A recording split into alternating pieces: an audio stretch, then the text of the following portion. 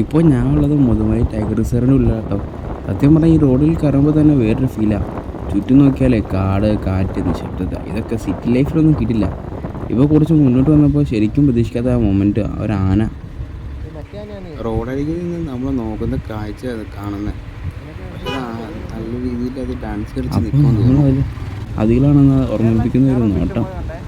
അല്പം കഴിഞ്ഞ് മരങ്ങൾക്കിട്ട് നിന്ന് കൊന്നേരം പുറത്ത് കൊണ്ടൊരു മയിൽ. അമ്മോ, ഇതൊരു വേറിട്ട കാഴ്ച തന്നെയായിരുന്നു കേട്ടോ. കാടിൻ്റെ സൗന്ദര്യം പൂർണ്ണമാകണമെങ്കിൽ ആ മയിലിനൊക്കെ കാണാം. ഇവിടെ സൈഡ് മുഴുവൻ കത്തിച്ചിട്ടേക്കുക.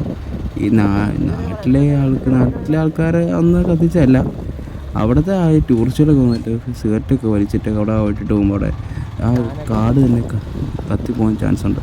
അതുകൊണ്ട് അവർ തന്നെ ചെയ്യുന്ന കേട്ടോ.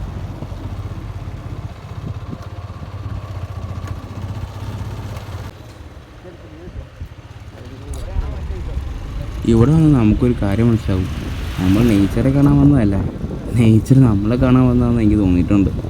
ഇതൊക്കെ കാണുമ്പോൾ ലൈഫ് സ്ലോ ആക്കണം എന്ന് തോന്നൽ വരും. നോയ്സ് കുറച്ച്, റിയൽ മൊമെൻറ്റ്സ് വാല്യൂ ചെയ്യണം. മുതുമലയിൽ ഒരു ടൂറിസ്റ്റ് സ്പോട്ടല്ല, അതൊരു സംഭവമാണ്.